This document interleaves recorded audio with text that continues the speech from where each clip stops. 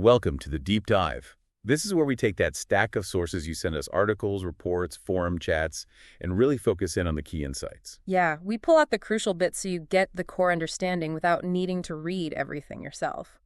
And today we're diving into a set that looks at some pretty major economic and policy issues, and specifically through a conservative lens based on these materials. That's right. It's a mix. We've got policy ideas from a group focused on growth, some statements from Senator Crapo on taxes and energy, an analysis on Medicaid from a Health Policy Institute, and even a discussion from a Reddit forum.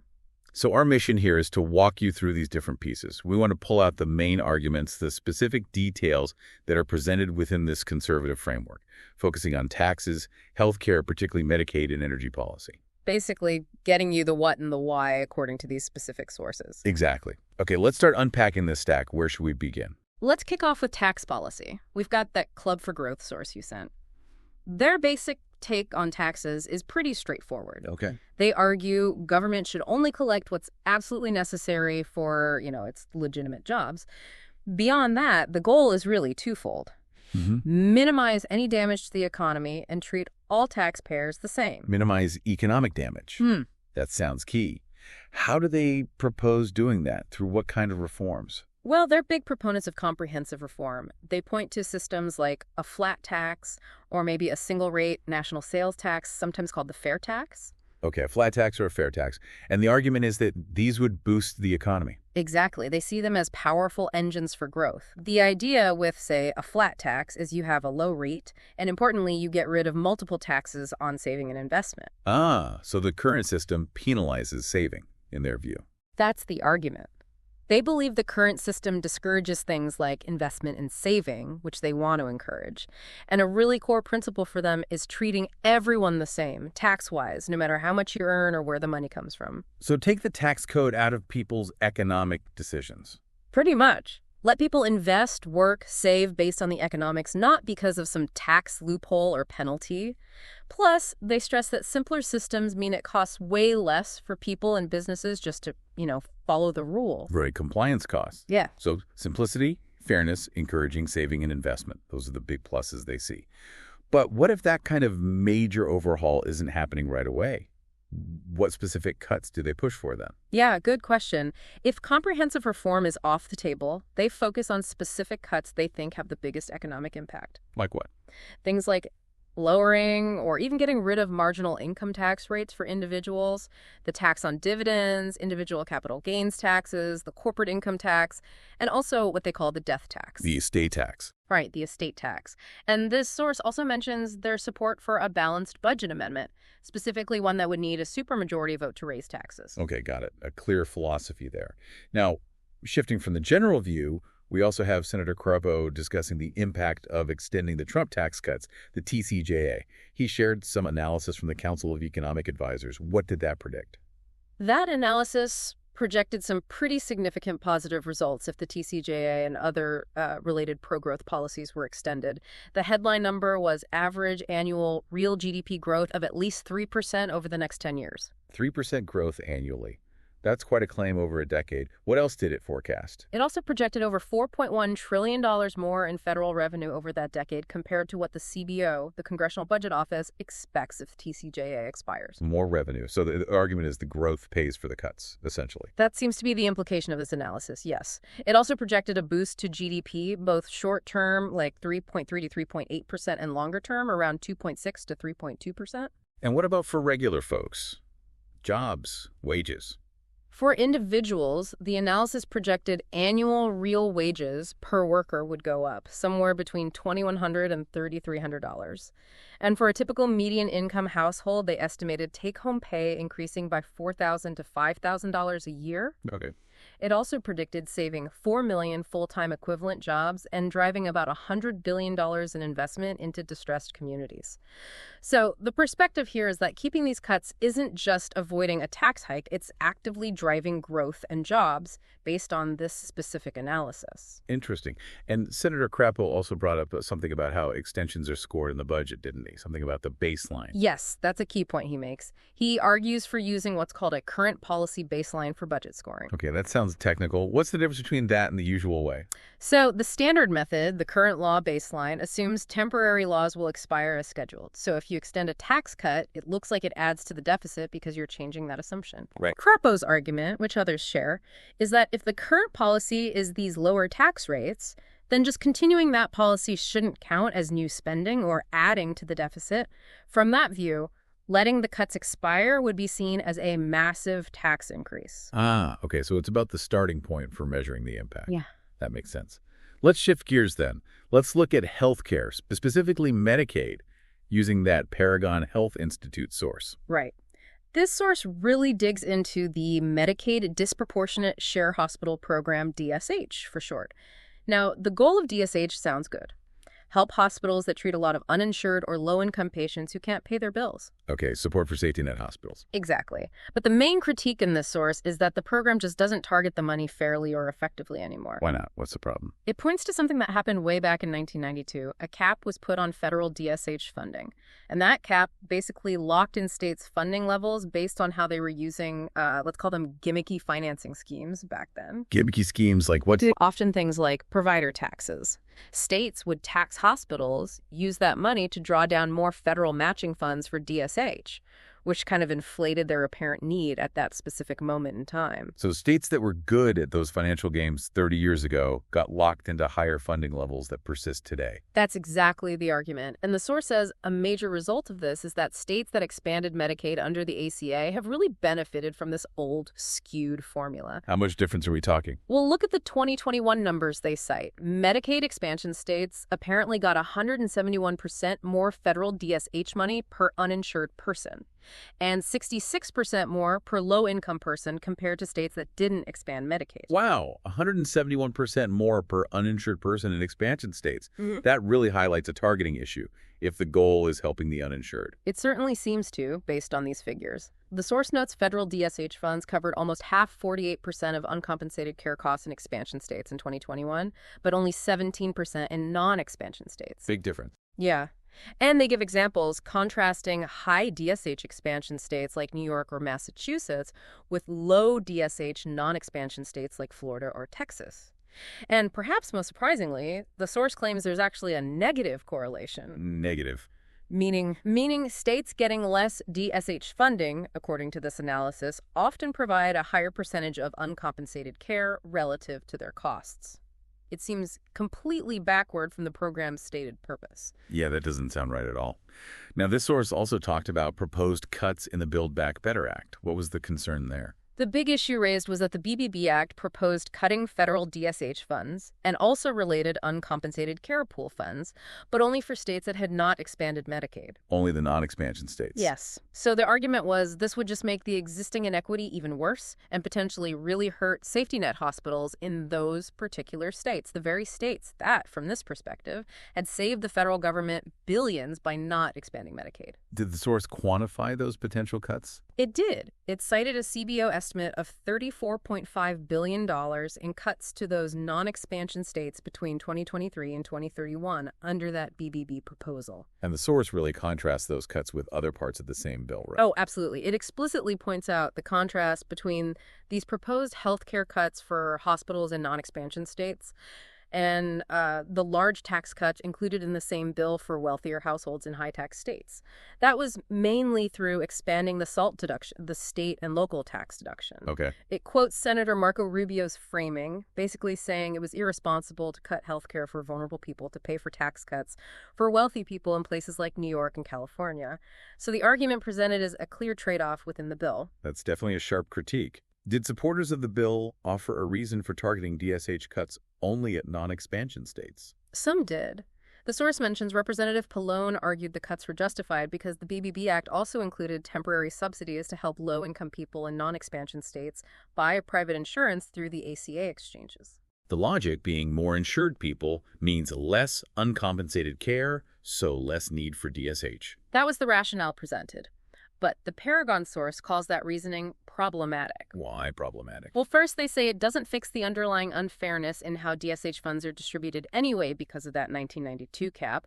But more significantly, they point out the subsidies were temporary, maybe 3 years, while the DSH cuts were proposed to be permanent. Ah, And they argue if the real reason for cutting DSH is reduced uncompensated care because of more insurance coverage, well, shouldn't that apply to all states, including expansion states?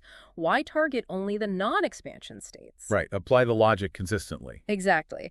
And this whole issue ties into a broader conservative argument, which we see in both the Paragon source and that Governing Magazine piece, about the original decision not to expand Medicaid. What's the core argument there? Why did they choose not to expand? The argument presented is that it was a calculated decision. They felt the expansion population, mostly working age, non-disabled, childless adults, was less vulnerable than traditional Medicaid groups. And they argue expansion led to problems in the states that did it. What kinds of problems? Things like longer waits for doctor appointments, slower ambulance response times, more people using the ER for non-emergencies. These sources cite studies suggesting expansion didn't lead to clear overall health improvements, despite being very expensive. They also point to figures suggesting massive improper payments in Medicaid, around $100 billion a year, and argue a lot of that is tied to eligibility issues with the expansion population.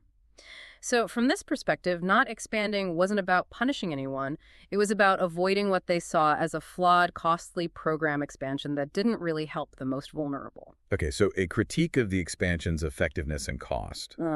What kind of Medicaid reforms are discussed from a Republican perspective in these sources? The governing article mentions a few ideas that have been floated. Things like capping federal spending per person in Medicaid, maybe changing the federal funding match for the expansion group, it's currently 90%, maybe lowering that, and also work requirements for some adults. Work requirements always spark debate. What do the sources say about those? Well, there's a CBO projection mention that suggests work requirements could save the federal government quite a bit, maybe $109 billion over 10 years. But do they actually lead to more people working? That's the counterpoint raised. Experts cited in the sources find they often don't increase employment much. What happens more often is people lose coverage because of administrative hurdles, paperwork, reporting hours correctly, proving exemptions. Like what happened in Arkansas. Exactly. The Arkansas example is mentioned, where about 18,000 people reportedly lost coverage. And a CBO estimate for a 2023 Republican bill suggested work requirements could lead to 600,000 people becoming uninsured. So while the Republican framing is often about targeting fraud, waste, and abuse and promoting work, the expert analysis presented suggests the main effect is often coverage loss and less federal money for states, which could lead to cuts in services or payments to doctors and hospitals. And what about the politics? Are major Medicaid reforms easy to pass? Definitely not, according to these sources. Public opinion generally supports Medicaid. Moderate Republicans and state governors worry about the impact on their state budgets if federal funding gets cut significantly. And then there's the healthcare industry. Hospitals, doctors? Yeah, they're a very powerful lobby. Hospitals especially see potential Medicaid cuts as an existential threat. Medicaid makes up almost 20% of their revenue nationally, and even more in some states, particularly rural ones or those that expanded. So they fight hard against big funding reductions. Okay, that paints a clear picture of the conservative viewpoint on Medicaid issues and the challenges involved. Let's turn to our final topic, energy policy. We'll use Senator Crapo's column and that Reddit discussion. Right, the Reddit thread kicked off with a really direct question. Why do people often see conservatives as being against renewable energy? The person asking even mentioned examples like Saudi Arabia and China investing in renewables. Yeah, and the quote about the oil age not ending because we ran out of oil. So what kind of answers or perspectives came up in that online discussion? It was a real mix. A big theme was practicality concerns about reliability, the fact that wind and solar aren't always available. That led to talk about needing consistent baseload power from sources like nuclear, hydro, or geothermal to back them up. Makes sense. Cost and efficiency were huge points. Many argued renewables just aren't economically competitive with fossil fuels yet, without government subsidies. There was also discussion about needing to look at the whole picture, the full life cycle costs and environmental impacts, making solar panels, mining for battery materials, disposing of old turbines. The hidden costs, essentially. Yeah, and challenges with energy storage. We still don't have great, cheap ways to store massive amounts of electricity and transporting renewable energy compared to how we move oil and gas.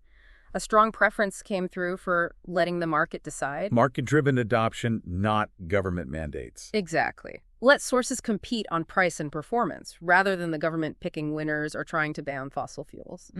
There was also, frankly, some skepticism about the motivations behind the big push for green energy, questioning if it's more about politics or control than just the environment. And someone made the point that even if conservative states produce a lot of wind or solar energy, the main goal should just be cheap, reliable energy overall, using an all-of-the-above approach. And nuclear power kept coming up As a key part of that, all of the above. Yeah, as a clean, reliable option that many conservatives feel gets overlooked by people focusing only on wind and solar. So it's less an outright no to renewables and more about serious questions regarding cost, reliability, government's role, and making sure we don't ignore other important sources like nuclear. Okay, that's helpful context from the forum. How does Senator Crapple's column criticize the Inflation Reduction Act, the IRA, specifically on its green energy approach? He's very critical. His main argument is that the IRA went down a partisan path instead of seeking bipartisan, technology-neutral solutions for energy policy. He thinks it picks winners and losers. And what problems does he say this partisan approach has caused? He lists several. Soaring costs, he cites a Penn Wharton estimate saying the projected cost ballooned from around $385 billion to over $1 trillion. He suggests it could actually worsen inflation by driving up demand for critical minerals and metals needed for these technologies. Okay. He also argues it strained relationships with allies because it changed trade rules unilaterally. And a really big point for him is that he believes it disadvantages American companies and workers by weakening Buy America type rules, meaning subsidies might end up supporting jobs overseas. And he specifically argues it benefits China. Yes, that's a central theme in his piece. He contends the IRA specifically advantages China through loopholes. He mentions one related to leased electric vehicles and regulatory guidance that he feels undermines the original intent of the law. So the concern is it makes the U.S. more dependent on foreign supply chains, especially China's. Exactly. While potentially hurting domestic companies, especially those linked to traditional energy sectors. So if you pull all that together, what's the overall energy policy recommendation coming from these conservative sources? It seems to be about rolling back directives like those in the IRA. Instead, they advocate for what they call a common-sense all-of-the-above approach. The focus is on making sure energy systems are secure, reliable, and affordable. That often means prioritizing nuclear power and letting the market, not government mandates, drive the adoption of other sources when or if they become truly cost-effective and practical. Well, this deep dive has certainly given us a detailed look at the arguments and specifics presented in these sources on conservative viewpoints across taxes, healthcare, and energy. We covered the goals for tax reform from the Club for Growth, the economic projections for extending the TCJA according to that CEA analysis Senator Crapo shared, and that whole debate about budget baselines. Then we got into the weeds on Medicaid, looking at the DSH funding issues and the critiques of the BDB Act cuts from the Paragon source. Plus, the broader arguments around Medicaid expansion outcomes and the political hurdles for reform, like work requirements and industry pushback. And finally, energy policy, synthesizing those Reddit views on renewables concerning reliability and cost, the push for market solutions in nuclear, and Senator Prabo's specific criticisms of the IRA, particularly its cost and alleged benefits to China. And again, it's really crucial to stress we've focused entirely on extracting and presenting the specific viewpoints and details as they're presented in the source materials you provided us. Absolutely. Our goal was to understand the arguments within this specific set of documents. So having explored these particular conservative viewpoints on these big economic and policy challenges, taxes, healthcare funding, energy strategy, what really stands out to you, how do these specific arguments and details shape your understanding of the broader policy debates you hear about today? Definitely something to reflect on.